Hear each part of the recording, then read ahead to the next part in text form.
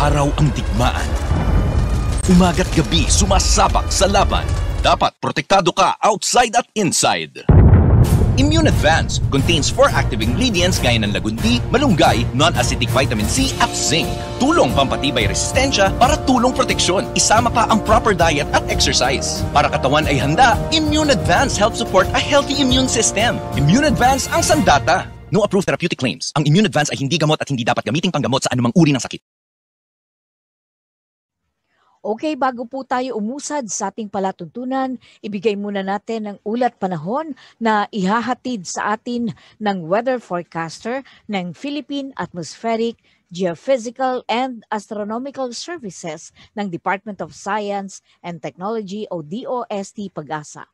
Panoorin po natin.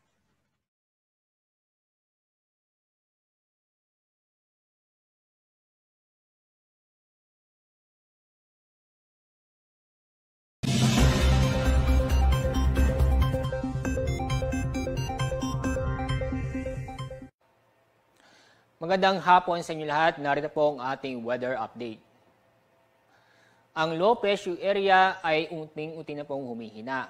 Kasalukuyan, as of 3 o'clock ng hapon, nasa layo itong 245 kilometers ng Maasin City, Southern Leyte. Inaasahan po natin ito'y malulusaw ngayon o bukas. At yung makikita, yung amihan po ay lumakas at naapektuhan na po ang buong Luzon. Bukod sa malamig na simoy ng hangin, magdadala ito ng mga pag-ulan. Sa magiging lagyan po ng panahon para bukas, dahil sa low pressure area at ang pagbabalik ng shear line, magiging maulap ang kalangitan na may mga kalat-kalat na pag-ulan at may kasamang thunderstorm sa Mimaropa, Bicol Region at sa lalawigan ng Quezon. Dahil naman sa amihan, magiging maulap ang papawirin na may mga pag-ulan sa Cagayan, Apayao at Batanes. At sa lalabing bahagi ng Luzon kasama ang Metro Manila ay magiging maganda ang panahon maliban po sa mahinang pag-ulan. Magandang balita para sa mga kababayan po natin sa Visayas at Mindanao dahil bukas po maganda pa rin ang panahon maliban lang po sa mga localized thunderstorm kung saan magbibigay ito ng mga biglaang buhos na ulan. Itong pag-ulan nito ay hindi kasing tindi ng mga pag-ulan nitong mga nakarang araw. Dahil sa malakas na amihan, inaasahan pa rin tayo ng matataas ang alon sa mga baybaying dagat ng Northern Luzon at sa baybaying dagat sa eastern section ng Central Luzon. Ang mga lugar po ay sa Cagayan, kasama ang Babuyan Islands, Batanes, Ilocos Norte, Ilocos Sur, Pangasinan, La Union, Aurora at Isabela. Kaya paalala po sa ating mga kababayan na huwag munang pumalaot sa mga lugar nito dahil sa matataas na alon. At sa ating 3-day weather outlook, mula Miyerkules, January 18 hanggang Biyernes, January 20. Nakita mo namin ng patuloy makakaapekto ang amihan sa malaking bahagi ng Luzon at yung shear line ay patuloy makakaapekto sa silangang bahagi ng Southern Luzon at Visayas. Kaya hindi magandang balita para sa kababayan po natin sa Legazpi City dahil patuloy po magiging maulap ang kalangitan na may mga kalat-kalat ng pag-ulan at thunderstorm. Pinag-iingat po namin ang ating mga kababayan sa mga lugar nito na maging handa, mag-ingat at maging alerto sa mga posibleng pagbaha o pagguho ng lupa. Magandang panahon yung inaasahan po natin sa Metro Manila, Baguio City, Metro Cebu at Metro Davao. Maliban lang po sa mahinang pag-ulan sa Metro Manila, Baguio City, isolated na pag-ulan dala ng thunderstorm sa Metro Cebu at Metro Davao. Sunset po, 5:47 ng hapon. Sunrise, 6:25 ng umaga. Yan po ang ating update mula sa Pag-asa. Ako po, sa Alzar D. Aurelio. Inyo pong napanood ang ulat panahon na inihatid sa atin ng weather forecaster ng DOST Pag-asa. Samantala, panoorin po muna ninyo ang ilang kuntil-butil na paalaala, mensahe at tagapagtaguyod ng palatuntunang ito. Please. Araw-araw ang digmaan. Umaga't gabi sumasabak sa laban. Dapat protektado ka outside at inside. Immune Advance contains 4 active ingredients gaya ng lagundi, malunggay, non-acidic vitamin C at zinc. Tulong pampatibay resistensya para tulong proteksyon. Isama pa ang proper diet at exercise. Para katawan ay handa, Immune Advance helps support a healthy immune system. Immune Advance ang sandata. No approved therapeutic claims. Ang Immune Advance ay hindi gamot at hindi dapat gamiting panggamot sa anumang uri ng sakit. Tuklasin natin!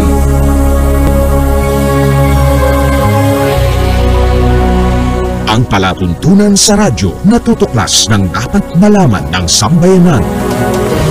Maninindigan sa katotohanan.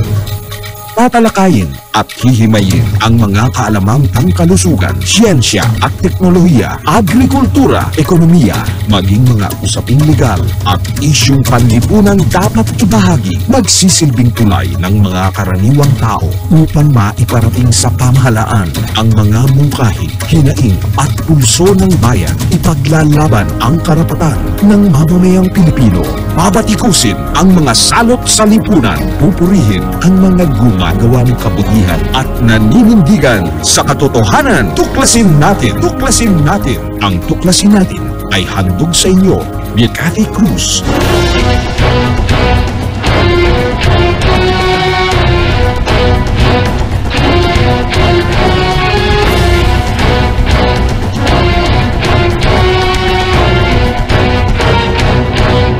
Magandang araw Pilipinas, magandang araw Luzon, Visayas at Mindanao. Gayun din siyempre sa lahat ng ating mga kababayan sa iba't ibang dako ng mundo. Welcome po sa ating palatuntunang Tuklasin Natin at ito ang inyong lingkod, Cathy Cruz, na inyong makakasama sa loob ng 1 oras. Sa lahat po ng ating mga tagapakinig at tagapanood, maaari po kayong magpadala po ng sulat troniko kung may nais po kayong ibahagi sa amin na impormasyon o mungkahi na nais po ninyong talakayin natin sa ating palatuntunan.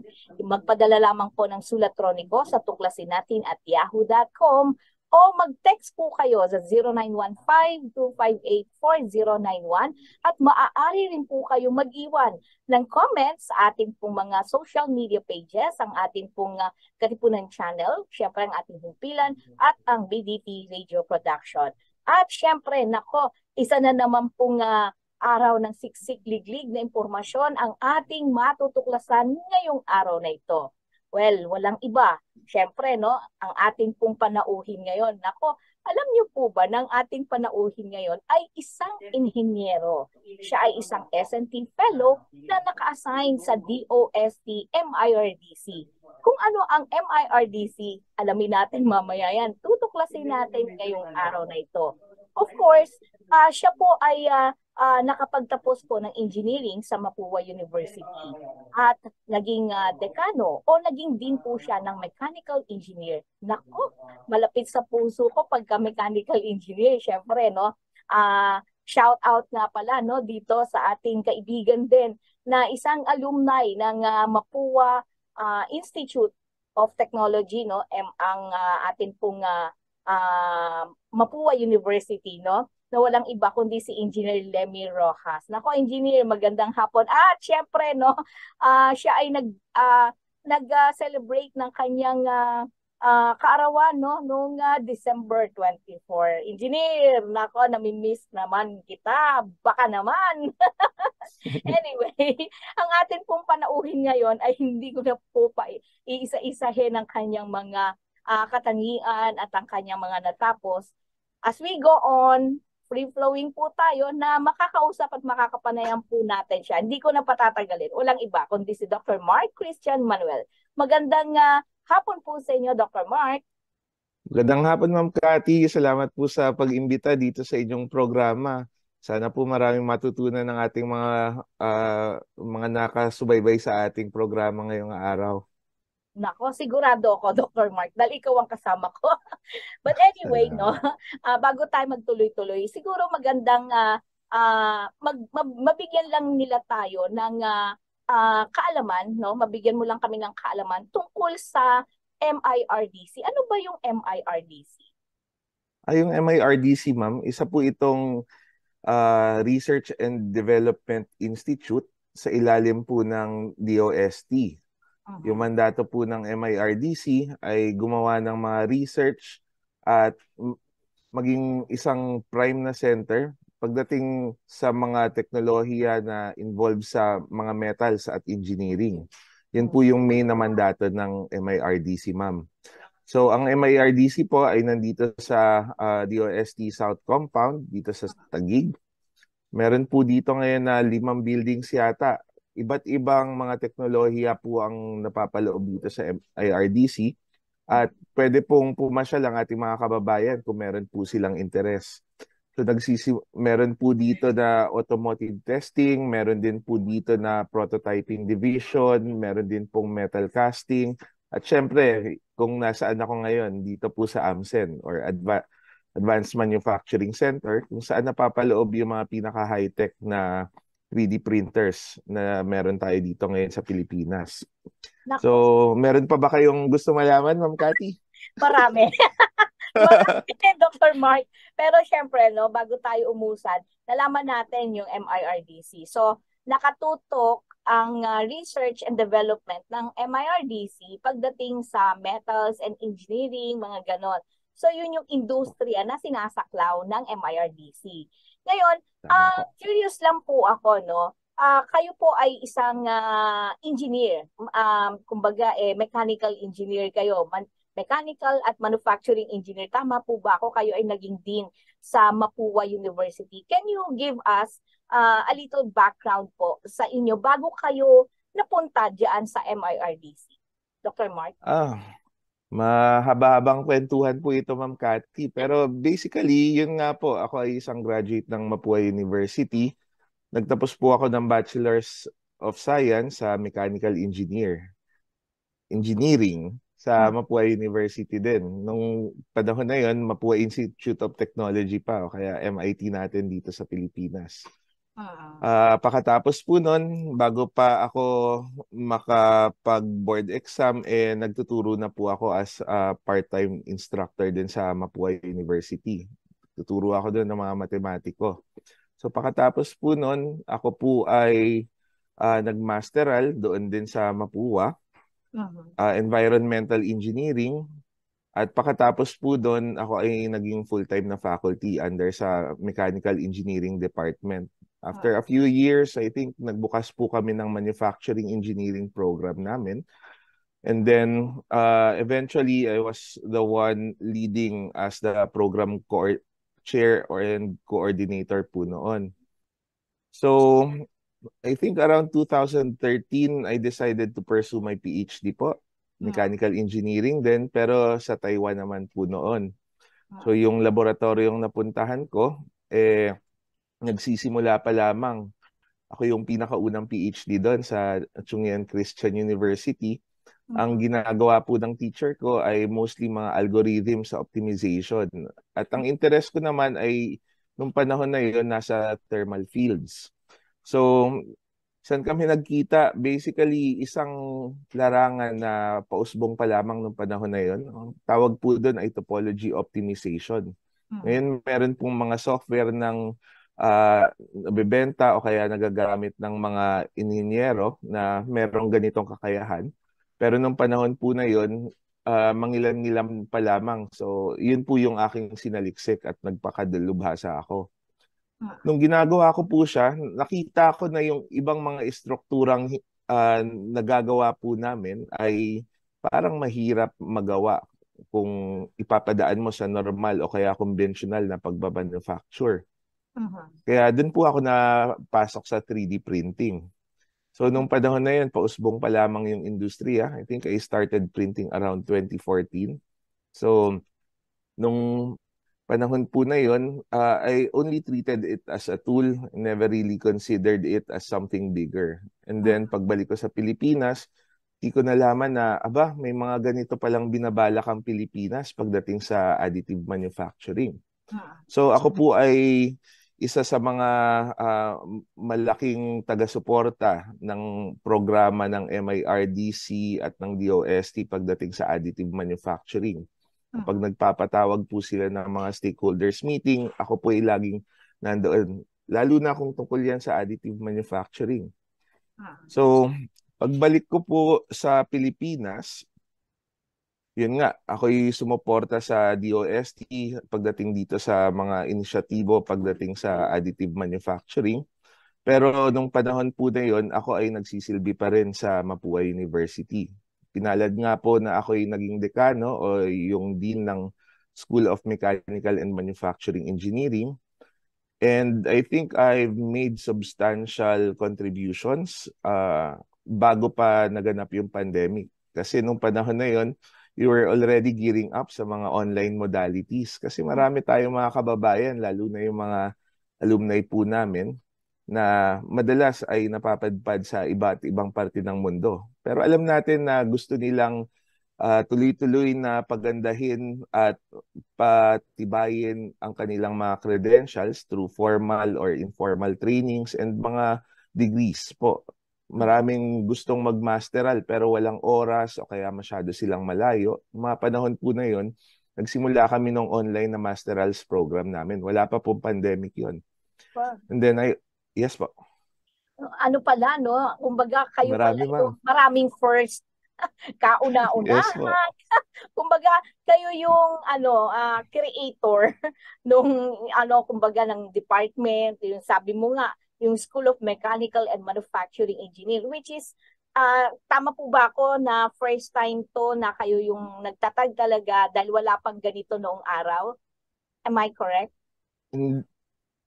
Hindi ko lang po maalala ng lubusan kung kami yung pinakaunang eskwelahan, pero sa Mapua po, ako ay isang faculty na nun nung ginawa po yung manufacturing engineering program namin. So marami kaming mga naging talaktakan simula sa pagdidisenyo ng curriculum, anong mga courses ang ilalagay doon, paano siya i-implement, ano yung mga kailangan na laboratory equipment, mga ganun pong arrangement. So these are some of the things na, again, hindi po natin makukuha yung mga dokumento dahil ito ay malayang talaktakan lang doon sa loob ng eskwelahan po namin. Correct. Oo. Pero because of ideas, sa idea naman nagsisimula ito di ba? At alam niyo po, one of the characteristic o katangian ng isang human being ay yung being creative, na talagang beyond your imagination, you can do things that is for some are impossible, pero nagiging posible because of the creativity of the mind and because of the ideas. Actually, medyo may tanong nga, marami kang binanggit na na mga technical terms like topology optimization, 3D printing, additive manufacturing. Siyempre sa amin, ano ba yun? Ganun kagad Ano ba yun? Ate, ano ba yun? Ano ba ibig sabihin ng additive manufacturing? Para lang sa kapakanan ng ating mga kababayan, engineer. Sige, Ma'am Cathy. Pasensya na po kapag mga ganun kasing usapan, usually I jump a little bit forward. At minsan nakakalimutan ko na hindi lahat ng tao ay ganun kapamilyar. So, kung gusto niyo, Ma'am, itutuloy ko lang muna yung aking kwento para medyo mas tayo, free-flowing. Sige po. So, ayun po. I'd like to continue dun sa punto nyo na ang tao ay natural na creative at imaginative. So isipin niyo lang, Ma'am, meron bang tao kaya na makakapag-isip kung bakit ang mga corals natin sa dagat ay ganun yung itsura? Siguro merong nakapagtanto nun, pero naturally po parang hinahanap ng ilang bagay ang pinakamagandang layout, di ba? Katulad po ng mga puno natin. Bakit ba sila ganun ang usbong? So, hinahanap nila yung araw. So, pwede po natin ihalin tulad yung topology optimization sa proseso ng paghahanap ng pinakamagandang pag-layout ng materyales. Depende po sa mga puwersang ilalagay natin sa kanila. So, ang isa sigurong magandang at klasikong halimbawa ay yung mga silya natin. Alam natin kung saan uupo yung tao, and then alam na natin siguro kung mga gaano ang kapasidad ng gusto nating idisenyong silya. So, mula po doon, magsisimula lang tayo sa isang bloke. At hahayaan natin yung mga algoritmo ng mga computers na unti-unting alisin po yung materyales hanggang matira na lang yung istruktura na pinaka-optimized or pinaka nag-utilize ng materials natin. Parang ganun po yung konsepto ng topology optimization at siguro hindi ko na rin masyadong palalimin. Pagdating naman po sa additive manufacturing, simple lang din siya kung iyong tutuusin. Talagang nagkaroon lang tayo ng mga breakthrough sa technology kaya naging mas advanced siya. Marami pong iba't ibang klaseng teknolohiya na gumagamit ng 3D printing, pero ang pinaka-popular po ay yung tinatawag nating fused deposition modeling or material extrusion. So tagalugin lang po natin. Material extrusion is paano ba yun? Pagbuga ng materyales. Parang ganun po siya. So, kung iisipin nyo, pag sinabing material extrusion, kumuha ka po ng ketchup. Yan, sa mga fast food po natin. Yung ketchup na holder po na may ketchup sa loob. Pag in-squeeze mo po siya, may lalabas na ketchup, di ba? Yun po. So, parang ganun lang po yung material extrusion natin. Gina-guide nyo siya habang gumagawa kayo ng isang bagay. So, ang pagkakaiba lang ng 3D printing doon sa nagawa nating example ay unang-una, wala kang kailangang gawing control na mano-mano. Lahat ay controlled na mga motors, na mga microcontrollers, na mga processors po. So, hindi mo kailangan gawin siya ng 100,000 oras na nandun ka mismo. Di ba? Yung pangalawa po is yung pagpo-position. So instead of yung tao yung gumagalaw, so again, you have motors and controllers doing these things for you. So it's basically a computer numeric controlled machine or CNC machine na yung pinoprogram mo sa computer kung ano ang tatahakin niyang path, kailan po siya magbubuga ng materyales. Marami pa pong makino-control na settings, pero ganun yung pinaka-simpleng analogy po sa kanya. So, ayun po, ang 3D printing, gagawin natin to layer by layer. Yun po yung pinaka-simpleng analogy sa kanya. Sana po ay madali siya maintindihan ng Cathy. From Dr. Manuel, po ba ako na para siyang, alam niyo yung printer, 'di ba? Yung printer naglalabas siya nung tinype mo na tinype mo na words, 'di ba?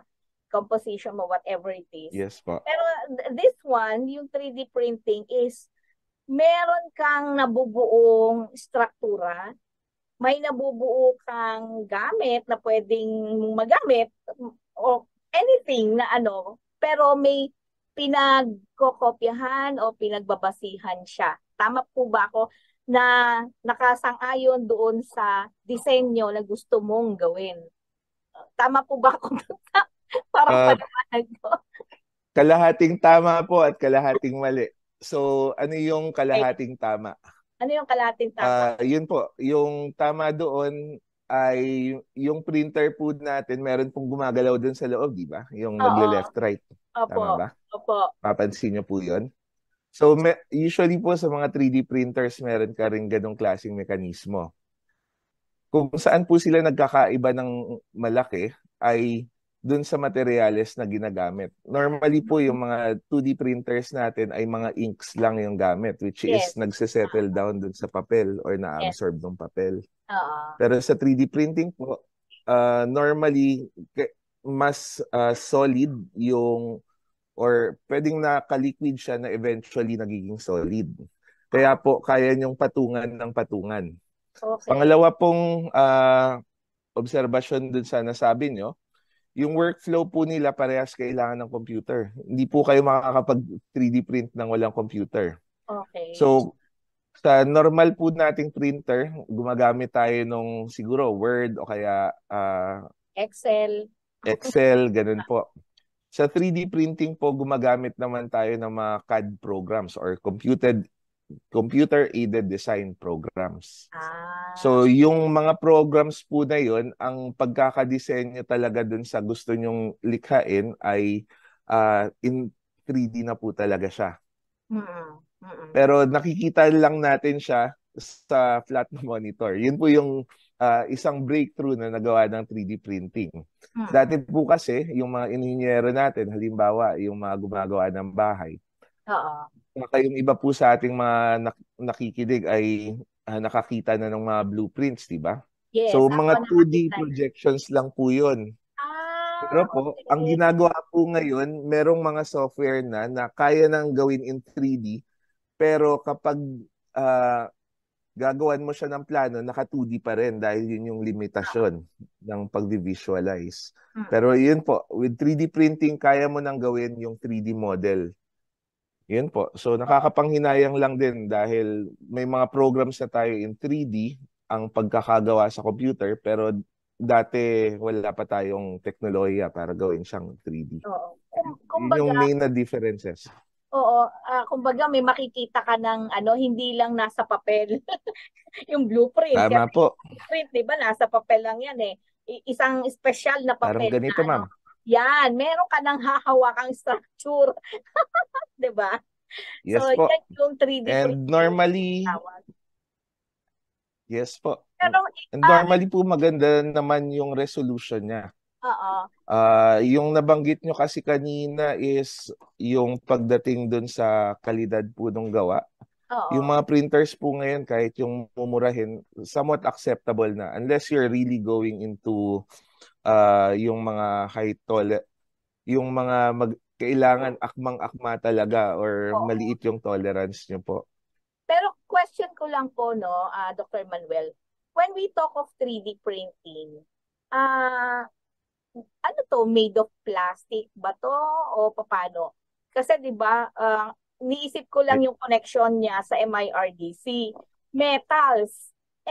Hindi Yes naman po. metal ang 3D, paano siya napunta sa MIRDC? Ang kulit ko, no? Paano nga ba? Kasi Okay metal. lang yun, Ma'am Cathy. So, Go ayun ahead. po. Actually, ma'am, yung mga 3D printers dito sa center, may kakayanan kaming mag-print ng metal. Kaya lang po, meron lang din talaga mga application na mas maganda pong plastics yung gawin mo. Or kung i-consider mo po yung costs associated dun sa gusto mong i-3D print, kailangan po ay usually gusto mo na lang na plastic yung gamitin. So ang MIRDC po, again, covers both metals and engineering. And usually po, dun po mapasok yung mga applications namin on 3D printed objects. Yung sa engineering rapid prototyping po. Mabilis na paggawa ng mga prototypes. Konting mga simulations din po. We often do that in some of our projects. And there's also the aspect of we actually can 3D print it in metal, but sometimes it's just not cost-effective or practical to do everything in metal. I see. Nako, ganun pala yun, Kita mo, hindi ko rin alam. Pero nakakatuwa, no? Dahil, kumbaga yung evolution nung mula dun sa simple, tapos nagagawa nyo na ng mabilis, ng madali, na hindi komplikado at kakailanganin mo ng napakaraming tao para lang makabuo ka ng gusto mong istruktura, 'di ba? At least ito, Tama po, Ma'am Cathy. 3D printing parang mabilis. Tama po ba ako, yun yung bentahe ng 3D printing? Hindi po siya ganoon kabilis na yung snap of a finger nandiyan na kaagad yung item natin. Pero kung ikukumpara nyo po kung halimbawa ilililok o kaya imamachine siya from scratch, meron po talagang ibang mga aplikasyon na pwede mong masabing mabilis na mabilis po ang 3D printing. At naalala ko lang, Ma'am Cathy, I think I've mentioned na yung iba pong mga saklaw ng MIRDC. Ngayon po, marami kaming mga ginagawa na kino-complement po yung mga existing na mga processes na yun. Like for example, yung casting. Yung casting po, traditionally, meron tayong mga pattern makers kung tawagin, and it's a very labor-intensive and skill-intensive job. Ngayon po, we're integrating yung hybrid manufacturing process na nag-a-assist po yung 3D printing in place of those highly laborious and mga, sabi ng iba, mga dying art daw po yun eh. So, Ayun po, pagdating naman sa machining, I think we're printing some jigs and fixtures, yung mga panghawak po ng mga pyesa, kaya po mga attachments nila. Yun po. So, nagko-complement po talaga siya, even if we're just using mga plastics. So, it really complements the metal industries po. Ayun. Nako, tanong ko lang po, no? Ang dami kong tanong eh. Alam niyo, Go lang, ma'am. Keep them coming. So, curious lang ako, ano ba itong advanced manufacturing center na nasa likuran mo? Ano ang Ito po. function niya at paano siya nakakatulong sa MIRDC? Ayun po. So, I think pinag-usapan natin yung 3D printing. Oo. So, sa buong Southeast Asia, Ma'am Cathy, meron lang pong dalawang pasilidad na pinondohan ng gobyerno. Sa pagkakaalam ko po na nag-invest ng malaki yung gobyerno para lamang magkaroon ng access yung mga mamamayan nila at yung mga industriyang nandun sa country nila na makagamit ng mga advanced na makina pagdating sa 3D printing. Ang una po ay sa Singapore at yung pangalawa ay dito sa atin sa Pilipinas. Nakikita niyo pong building, yan po yung yan po yung lokasyon. Actually, nandyan po ako sa loob ngayon. Diyan po yung Advanced Manufacturing Center natin na pinondohan ng DOST Fisherd starting 2018. Kakatapos lang po nung first phase ng program namin. And we would be transitioning starting next year to the second phase po. Yung AMCen, ang gusto po natin doon ay maging isa tayo sa mga leaders pagdating sa 3D printing sa Pilipinas at sa ating mga karatig bansa. Kung kaya po natin na at the international scale, tayo ay makapag-compete. So, yun po yung isang malaking layunin at ambisyon ng AMCen. So maging isang national center para sa 3D printing ng Pilipinas para, again, kung naririnig niyo po yung mga competitiveness rank, malaki po yung maitutulong ng Additive Manufacturing Center para mapataas yung numero natin kahit kaunti doon. Again, hindi lang dahil meron tayong access sa technology, kundi kung ano ang pwedeng magawa doon sa technology. It really complements a lot of different industries and sectors. So, gusto din po natin na mag-engage sa mas maraming R&D projects. Again, isa po itong bago at disruptibong teknolohiya na kung hindi tayo magsisimula ay baka maiwan na naman po tayo. Kayo'y nakikinig sa Tuklasin Natin. Araw-araw ang digmaan. Umaga't gabi sumasabak sa laban. Dapat protektado ka outside at inside. Immune Advance contains 4 active ingredients gaya ng lagundi, malunggay, non-acidic vitamin C at zinc. Tulong pampatibay resistensya para tulong proteksyon. Isama pa ang proper diet at exercise. Para katawan ay handa, Immune Advance helps support a healthy immune system. Immune Advance ang sandata. No approved therapeutic claims. Ang Immune Advance ay hindi gamot at hindi dapat gamiting panggamot sa anumang uri ng sakit.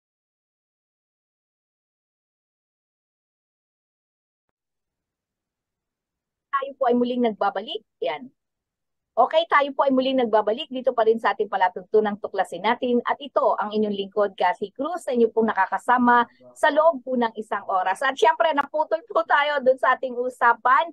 Engineer Mark, iba na talaga ang technology. Okay lang po yan, Ma'am Cathy. Natin ay nagpapakita pa rin tayo, di ba?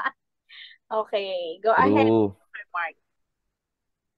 Ayan po, ma'am. I think naputol yung ating talakayan dun sa kung ano yung AMCen. So, yung mga nabanggit ko po, isa siyang government-funded na facility. Ngayon po, meron na dalawang aspeto yung ating AMCen program sa Pilipinas. Yung isa po ay yung Rapid ADMATEC o kaya yung ating Rapid research on advanced prototyping for product innovation and development using additive manufacturing technology. So para simple na lang, Ma'am Cathy, ito po yung lugar kung saan mo pwedeng gamitin yung 3D printers para sa mga industrial applications. So meron po kami mga printers dito na karamihan po ay unang ipinasok lamang dito sa bansa natin. At kung ibabahagi ko lamang, nung ako'y nasa academia, meron din po kami mga printers doon. Pero normally, makakagawa lang ako ng mga 30 cm by 30 cm by 30 cm na objects. Dito po sa AMCen, Rapid Admatech, ang mga printers po namin ay usually mga kalahating metro pataas po yung kayang mga gawin. So, pinakamalaki po namin ay 20 foot by 8 foot by 8 foot, which is kaya makapag-print na rin po, siguro kasing laki po yun ng Montero kaya Pajero. Ganun po kalaki yung mga printers namin dito. And isa po sa mga natapos na R&D projects ng center ay yung pagpiprint po ng Rizal Monument dyan sa DOST Plaza. Kung mapapadpad po yung ating mga taga-pagsubaybay, and meron po doon na statue. Yun po ay 12.5 feet yung 3D printed items. Ginawa po siya to honor yung 125th death anniversary ni Dr. Jose Rizal. May mga maliliit na bagay din po doon, like yung parang tuko, saka yung palaka na nakapangalan kay Dr. Jose Rizal. And it's now considered as a National Heritage Center po yata, if I'm not mistaken. So, yung kabilang dako naman po ng AMCen, nandun sa kabilang part ng DOST compound ay under po ng ITDI. So, ang kanilang parte po dito sa ating Advanced Manufacturing Center ay sila naman po ang MatDev or Materials Development. So, yung layunin naman po nila is makapag-develop ng mga materyales, kung pwede po using yung mga local na mga resources natin. Kung tama po ang pagkakaalala ko, meron na silang ibang nagawa at napakunan na po ng intellectual property pagdating sa paggamit ng nanoclay na na-develop din nila. Meron din pong mga recycled materials, meron din pong ibang may mga fiber na mga indigenous sa atin like abaka. So, ayun po basically yung buod ng AMCen. Again, it's just the National Center for 3D Printing and Additive Manufacturing. Marami din po pumapasyal dito para lang mas matuto pa tungkol sa mga teknolohiya at sa 3D printing. At kami naman po ay masayang tinatanggap sila kapag kaya pong i-accommodate. Naku, dapat pala yan ay bisitahin ng ating mga college student, lalo na yung mga kumukuha ng engineering, para malalo silang ma-motivate, maengganyo, no?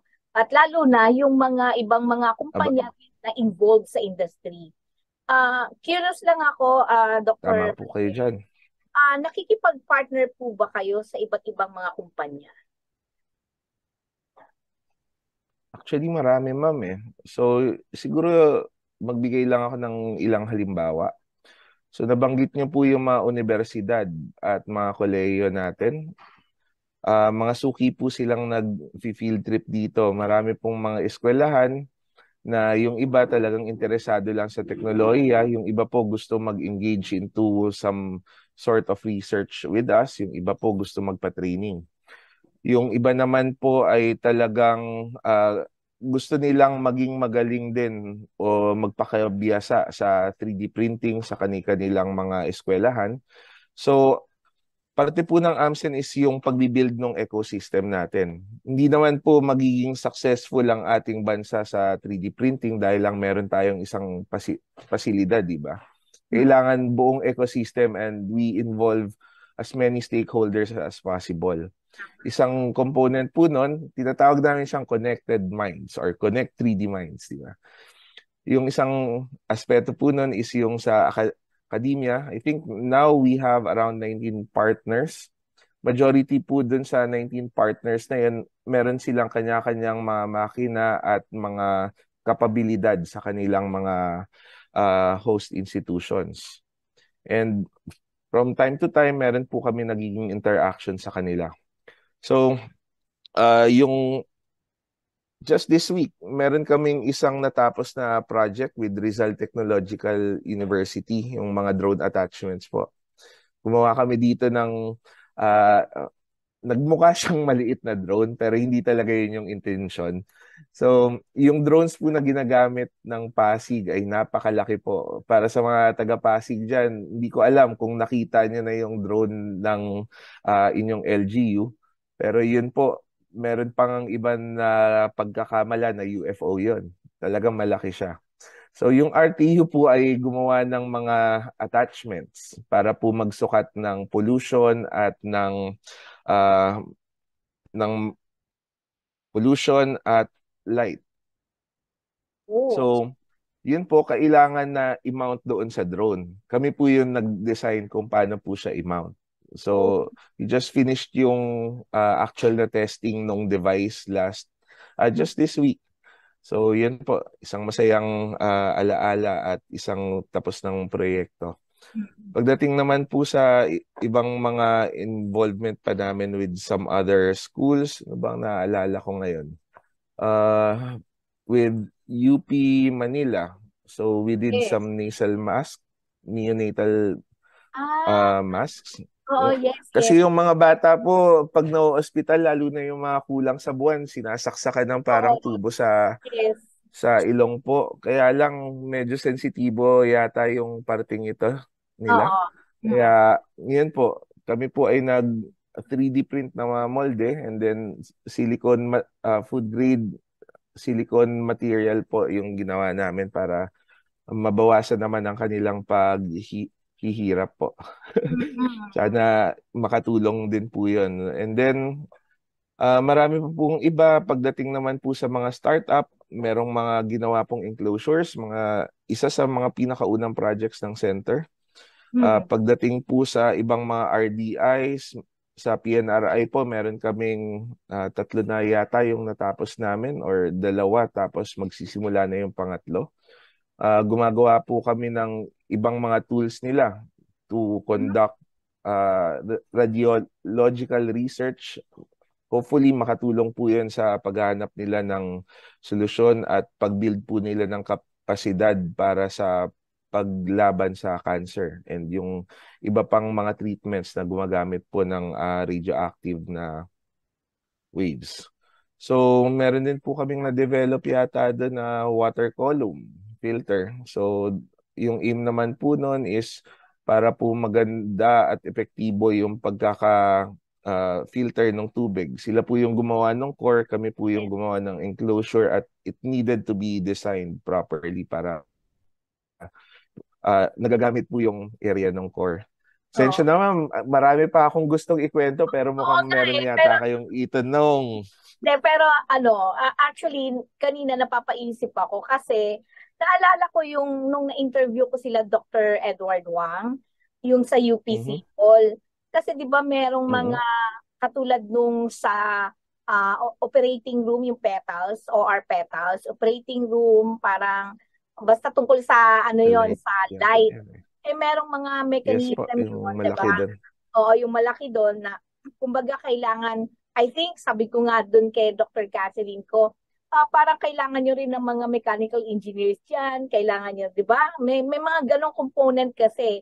At one thing daw na maganda during the pandemic, kahit na pandemic nung panahon na yon, talagang through online, through Zoom, ay nakagawa talaga, nagsama-sama ang iba't ibang mga inhinyero, scientists, yung mga nasa medical field, no? Yung mga surgeons natin, para makita nila kasi merong mga engineering tawag dito components o aspects talaga na kailangan. And I think hindi ko lang alam kung ang MIRDC through the AMCEN siguro ay meron ding mga ganong na sa explanation mo kanina Dr. Manuel, parang ang hindi lang kayo limitado sa mga universidad o kahit na yung mga kumpanya, kundi kahit yung palang mga scientists natin na may mga kailangan sa field ninyo, ay nakikipag-ugnayan din pala sa inyo yung iba't ibang ahensya rin ng DOST.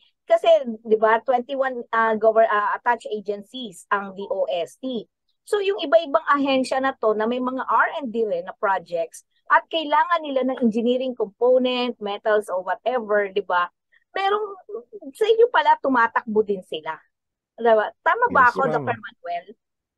Tama po kayo dyan, Ma'am Cathy. So, uh, I think, saan ko ba sisimulan? Doon muna, ma'am, sa petals. Parang So, I dami work natin. with something, o nga, ma'am, Dami yung doon natin. sa petal po, I worked on something similar before sa Taiwan. I think it was one of the projects ng lab. Yes, marami po siyang mga kailangang i-considera. Ultimo kung nasa ang wavelength yung ganitong klaseng LED, yung pwesto niya po doon, yung reflectors and all. Marami po talaga mga kino-consider na aspeto doon and usually multidisciplinary nga po siya. So, pagdating po sa ganong talakayan, I think pagdating po sa mga field-specific applications like medisina, kami po ay, ang tingin ko, kami ay isang support at enabler group. Yung AMSEN po in general at MIRDC. So halimbawa po, merong mga ginagawa din ditong inisyatibo na related sa medical. Nung pandemiko, I think yung Austria Vent po, isa po siyang project ng DOST MIRDC. Tumulong din po kami doon. Meron pong mga ongoing ngayon, yung mga coatings lang po sa mga screws na ipinapasok. So mga ganong klaseng bagay. So ngayon po, nung mga araw na nagtutour kami ng mga doktor dito, nung medyo nagluwag na ng konti, nakita po namin na ang 3D printing sa kanila ay nagagamit talaga mostly sa post-operation planning. And then meron din pong iba na from time to time may mga nire-request lang na mga spare parts, mga maliliit pong components nga katulad ng binanggit nyo. At yung AMSEN po, hindi lang naman pure R&D. We also do service. So, pwede po yung mga estudyante, maraming estudyante sa amin nagpapaprint lang. There's standard rates, relatively cheap. It's somewhat acceptable. May student rates din naman po tayo. And especially for the high-end printers, like yung mga metal printers nga po namin, it's really not cost-effective kung gagawa ka lang ng isang maliit na parte, di ba? These equipment are actually used in production lines po sa ibang bansa. So yung mga yung General Electric po na mga jet engines, may mga parts na po na 3D printed. So tuloy-tuloy nilang ginagamit yung makina. And sa kanila nagiging cost-effective yun dahil mataas nga yung utilization. So for us na nagsisimula pa lang dito, yung isang makina po para sa buong Pilipinas, I think would already suffice hanggat hindi pa po ganun karami yung gumagamit. So, ayun po, nakikita ko talaga na ang AMSEN ay nandito para sumuporta at mapabilis itong mga ganitong inisyatibo na nagpapataas ng ating competitiveness, at the same time innovation, and as well as enabling creativity. So, yun po. Nako, nakakatuwa naman po pala yung AMSEN at saka kumbaga yung inyo pong mga ginagawa diyan ay malaking bagay pala. Kung titignan mo sa isang iglap, kala mo walang benepisyo sa mamamayan. Meron din pala, 'di ba? At ang maganda rito, tuloy-tuloy kayo sa pagpapalaganap at pagbibigay ng impormasyon na meron ganito dito sa Pilipinas. Hindi tayo nahuhuli, 'di ba? At Tama po kayo diyan. by the way, alam ko pong kayo po ay SNT fellow, pero nagkaroon po kayo ng isang parang sabihin na nating palabas para maipahayag ang kaalaman o impormasyon. Ito yung SNT features, di ba? Balita ko kayo yung Tama po kayo, John. host o speaker ng SNT features. Kayo na ngayon ng sa susunod. Marami pang susunod na mga palatuntunan siguro ang SNT features. Baka naman pwede yung SNT features sa Katipunan channel yun na ilagay. Diba? Kung pwede lang po, Ma'am Cathy. Pero yun po, nabanggit nyo na rin naman yung SNT Fellows at yung SNT Features. Siguro I'll spend a little time on on telling kung ano po yung setup nun. So, katulad po nung nabanggit nyo, ako po ay isang PhD, basically someone who can already claim na parang alam ko yung field na ito. So, yung DOST po gumawa ng isang programa na tinatry nilang hikayatin yung mga eksperto na mag-serve sa government sa iba't ibang mga RDIs and agencies po natin.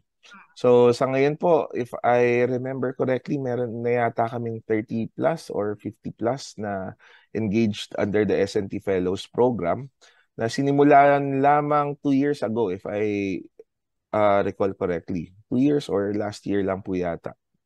So nakakaisang taon pa lang kami, pero sana po ay nararamdaman na yung aming presensya sa iba't ibang mga agencies at yung mga stakeholders na nakaka-interact po namin. So yung S&T Features po ay isang programa na isang sub-program sa S&T Fellows program kung saan gusto lang namin na mas ipabahayag kung ano yung aming mga kakayahan, ginagawa at kung ano-ano pa. Like for example, yung nabanggit niyo po, I did the S&T Features on 3D printing. So dun po ako yung naging moderator. I was with OIC ng AMSEN program, and then I was with one stakeholders and I just engaged into some meaningful dialogue. If you look at it on Facebook, parang I even recall na mas marami kaming napag-usapan off-cam. And then just telling about how good additive manufacturing is and the potential that it can possibly bring in the future. Ayun po. So I think they will be doing it on a more regular basis kasi simula pa lang po ako yung pangalawang feature nila. So yung una ay yung mental health.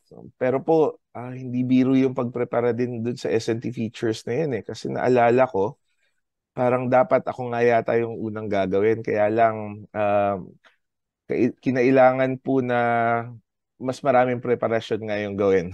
And then, again, mental health is mental health. And I think it's really a bigger priority when it comes to our health and well-being. Di ba, Ma'am Cathy? Alam niyo yan.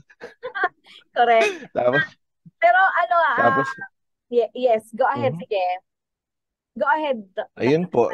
So, yung features po is, again, it's just scientific communication. It's a promotional activity ng S&T Fellows Program and yung mga agencies kung saan kami deployed. So, doon, I think I highlighted some of the things that I did, like yung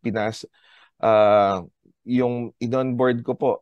As soon as I got in, one observation I made, parang hindi yata pang everyone yung yung 3D printing. So, I got in touch with Maker Lab Electronics. Sila yung nagbebenta ng mga murang 3D printers. Nasa Shopee yun, ma'am, or sa online shops.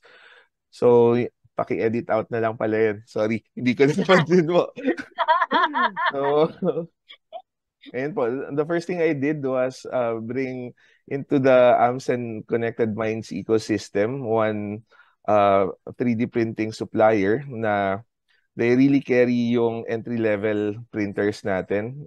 Can be bought online, highly accessible, easy to assemble, easy to use, relatively low cost. I think around 8,000 meron ka ng printer nila. That's the cheapest that they can do. Yes po. And then, yun, I really just see 3D printing as something na kaya nating magawang mas accessible in terms of our educational system or in terms of those people who just needs it. I'm also very active dun sa 3D printing community, but maybe that's for another day. So yun po, as an S&T fellow, gusto ko lang talaga na makapagpamahagi ng aking kakayanan, saka matulungan din ako ng government personally on the advocacies that I'm trying to build. Like, yun nga po, I really want to see the day na 3D printing will be accessible to everyone. And each and every school po or every barangay, sana may access man lang din, di ba? And kung kaya as early as elementary or even pre-elementary, kahit papano po alam na yung 3D printing. And hindi po nila sasabihin na, kaya hindi ko to nagawa dahil wala kaming access niyan. Yun po yung pinaka nakakadurog ng puso. Again, everyone has the creativity, has the ideas, pero yung gagawin mo talaga siya into something na kaya mong hawakan or something na gagamitin mo. Without 3D printing, it used to be very, very expensive or it needed highly specialized skills. Ngayon, we're trying to bring this down so that each and every Filipino can actually ideate and realize materially yung mga ideas po nila. So, yun po, katulong namin dito ang maraming mga ahensya pa. Like for example po yung DTI Fab Labs natin. So yung DTI po kasi nagkaroon sila ng programa din yata to select a few schools or centers around the Philippines na meron pong access dito sa mga ganitong technology. So halimbawa po, Ma'am Cathy, kung kayo, nandun kayo sa Cebu, hindi nyo na kailangan pumunta sa Manila para magkaroon ng access kung meron kayong gustong ipagawa or produkto. So meron pong mga Fab Labs na malapit sa area ninyo, kailangan nyo lang pong tuklasin. Kapag po hindi na kaya ng mga Fab Labs natin, like masyado nang malaki yung kailangang trabaho, doon na po meron kaming mga agreements and connections on just contacting us so that we can help and aid them. So para hindi rin po kailangan na bawat region or bawat city lagyan ng isang AMCen. Masyado pong malaki ang investment sa AMCen. So kaya naman po gawin na di ba?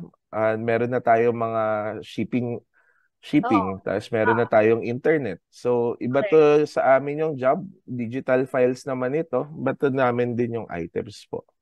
So, yun ma'am, kailangan lang talaga maipalabas yung balita na merong AMCen, merong mga Fab Labs, meron din na umuusbong na backyard industries ng mga tagagawa or mga nagpiprint ng mga bagay-bagay.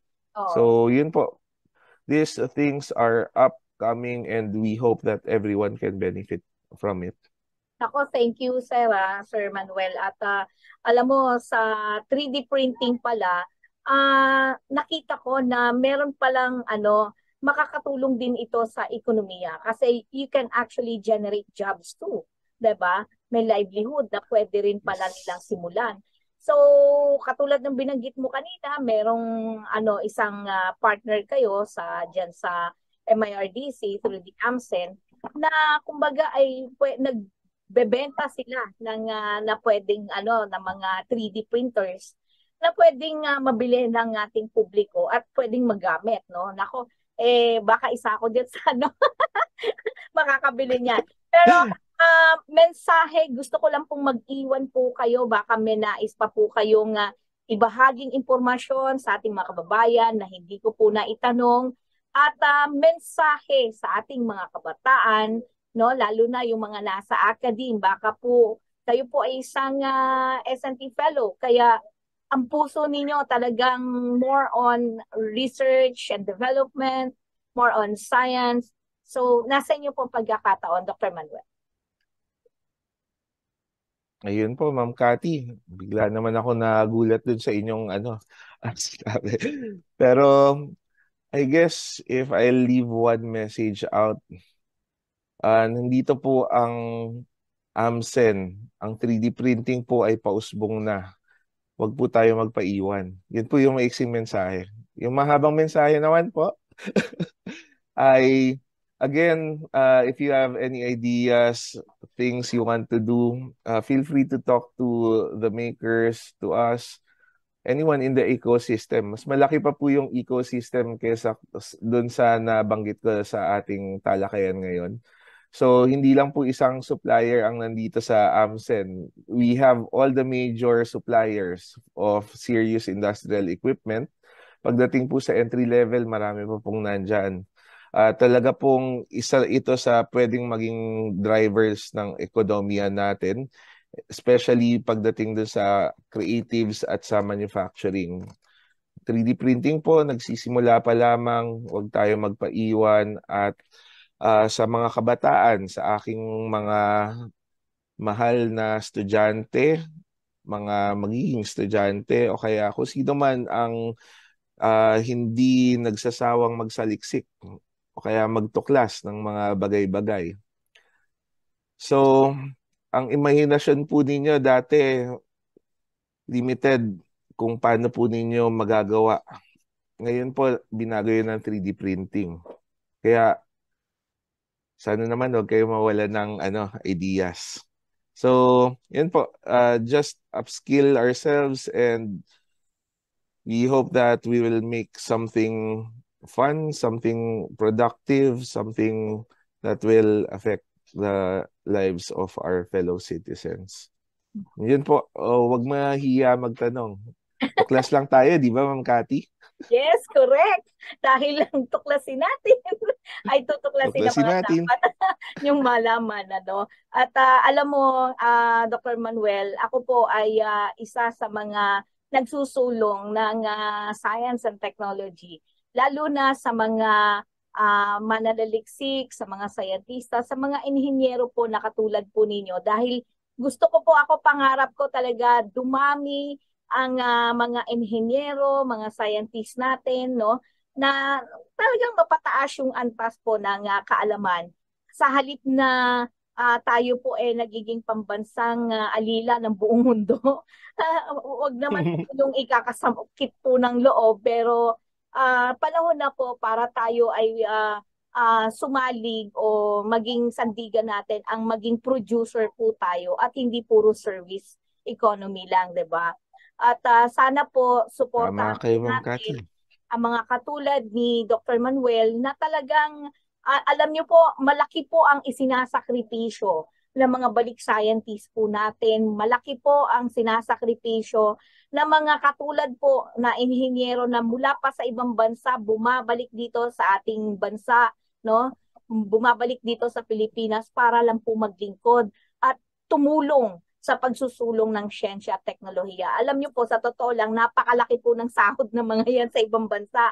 Pero pag bumalik dito, sabi nga nung isang doktor, scientist na nakausap ko, nung nasa Amerika siya, ay $20,000. Pagdating niya ng Pilipinas, 20,000 pesos na lang daw siya. Anyway, nakakatuwa. Tama kayo dyan. Maraming Pwede salamat. ba ako magdagdag doon, Ma'am Cathy? Sige po, sige po. Wala na po kayo, nasa na kayo, ayun.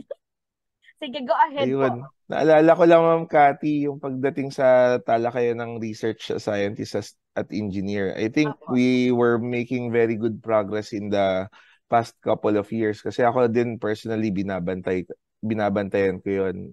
Our school was really engaged in the engineering disciplines. So, yeah, I really hope na mapalaki natin yung numero, and because of the digital transformations that we are actually undergoing, Ma'am Cathy, parang hindi na rin ganun ka-required talaga na mag-abroad ang mga Pilipino, di ba?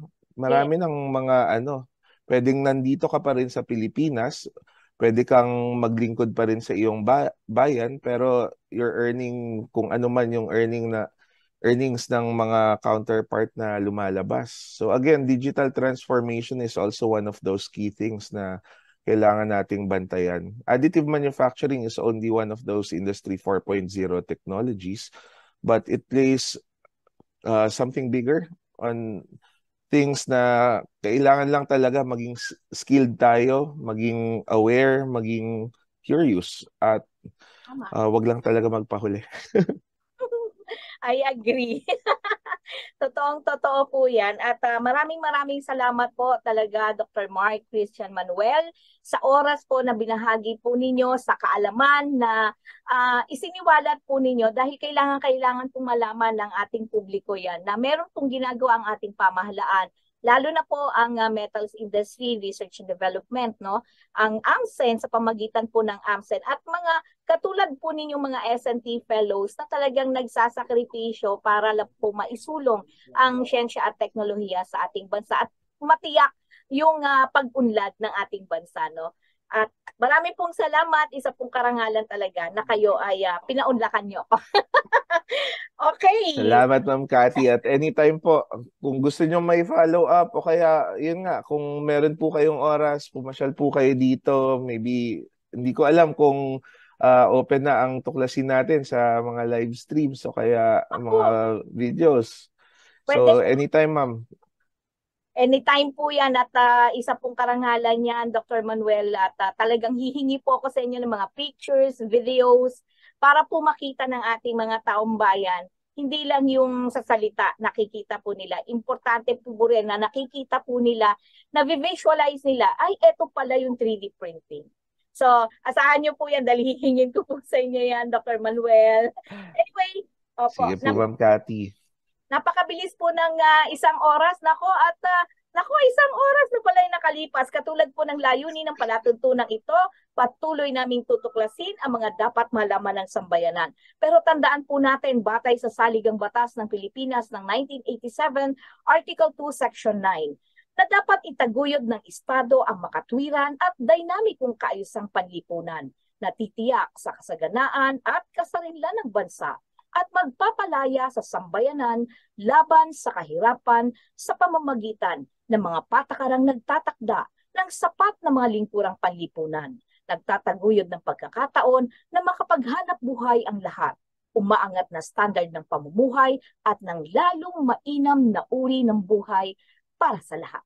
Muli na naman pong magpipinid ang aming palatuntunan, tuklasin natin, naway magsilbing gabay at tulong ang mga kaalamang inyong narinig at nag-iwan sa inyo ng pamatagalang kakintalan. Sama-sama po tayong manindigan sa katotohanan nang hindi tuluyang mawasak ang ating lipunan. Cathy Cruz po, ang inyong nakasama sa nakalipas na isang oras. Sa ngalan po ng Pamunuan ng Katipunan Channel, mga nakaagapay po natin kay Virgie Vido, Roxanne Suba, gayon din sa ating panauhi na napakahusay po, no?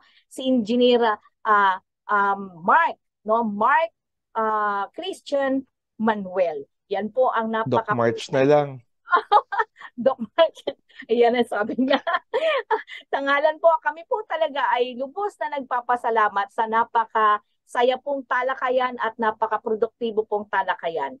Kami po ay pansamantalang nagpapaalam at nagpapasalamat na sinamahan ninyo kami sa isang oras na palatuntunang tuklasin natin. Hanggang sa susunod na pagtatanghal, magandang hapon po sa inyong lahat. Paalam! Bye-bye!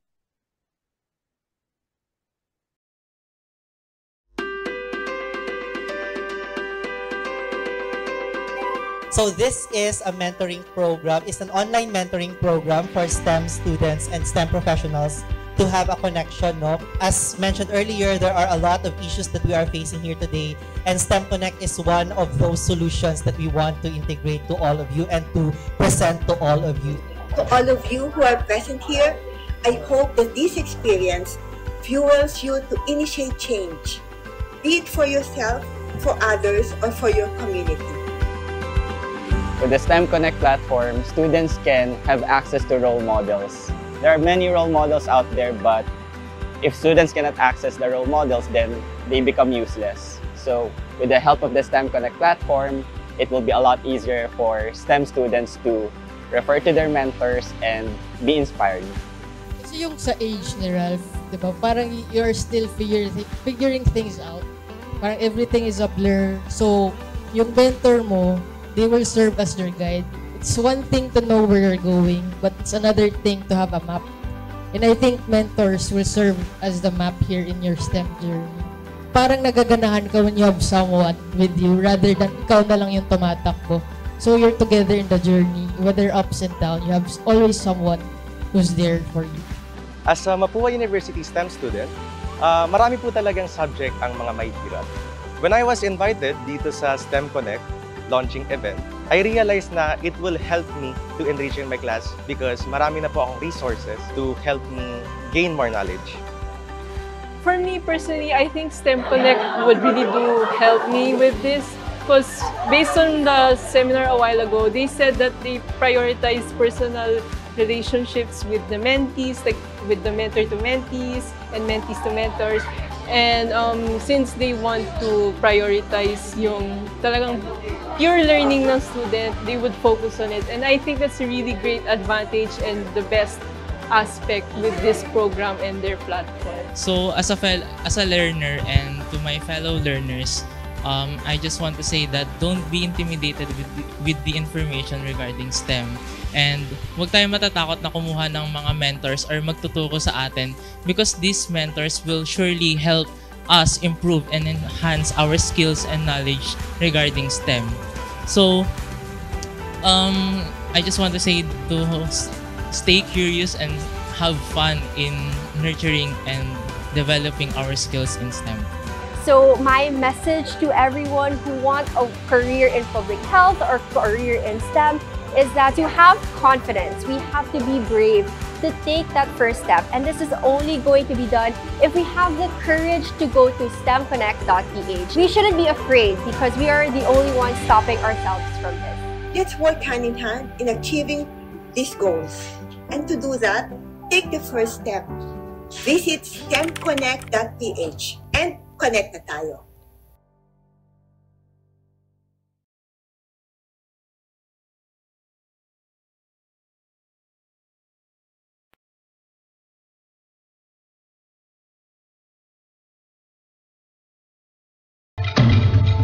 Inyong napakinggan ang palatuntunang Tuklasin Natin. Tuklasin natin hanggang sa muli.